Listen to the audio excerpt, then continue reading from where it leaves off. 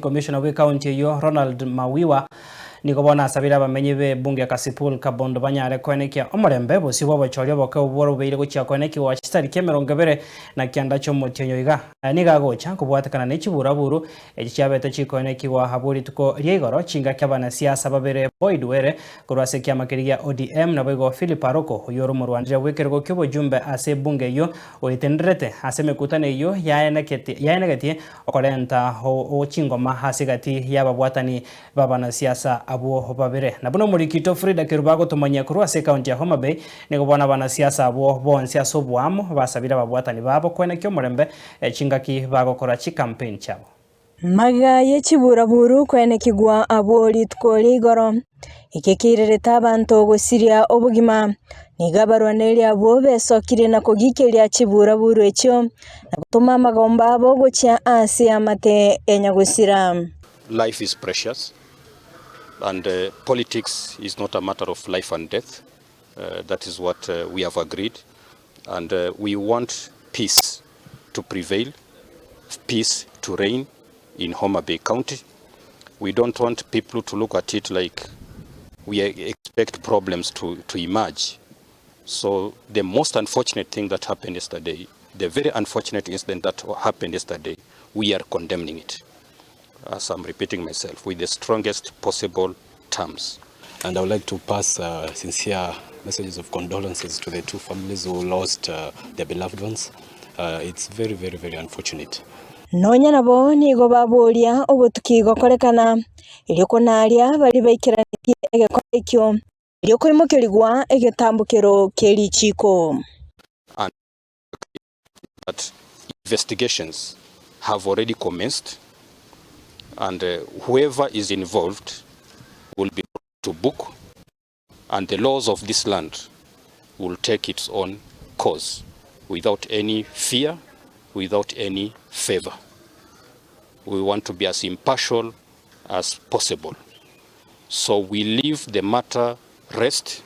Whatever happened yesterday, we leave it to the investigating arm of our security agencies.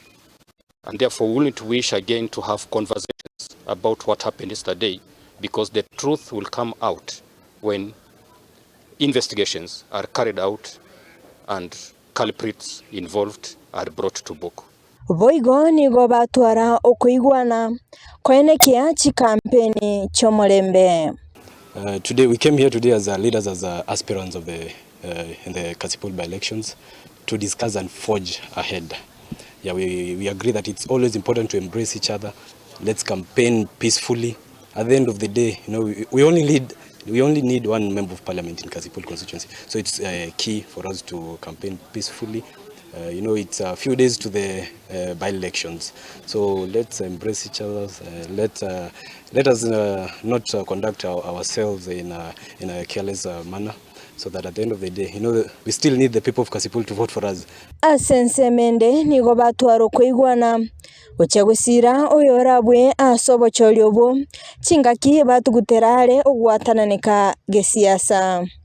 We've said that Boyd is my brother, and I'm not intending in any way to make things that are not possible for him not to be a member of parliament. I want him, if he beats me, I will raise his hand. I will support him. That is 100%. So I had supporters told me to apologize for governor. I've got nothing against governor. Get to know. We are talking. So what you see on media is not what is going to surface. We are talking. I wish her well. And this politics will not separate us. Ilio KOENEKI OMOREMBE nige kiombe kia IBC kia ruomoro BW'OBOCHORI campaign ase abo bagosira abarwaneliri baboligwa KOENEKI OMOREMBE.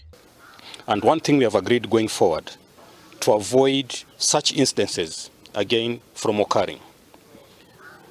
IBC has given out a clear, harmonized schedule on how our people or our aspirants are going to run their campaigns in the 5 wards. And I'm appealing to all the supporters to uphold peace. Frida Kerubo, Ensoko TV, e kaunti ya Homa Bay.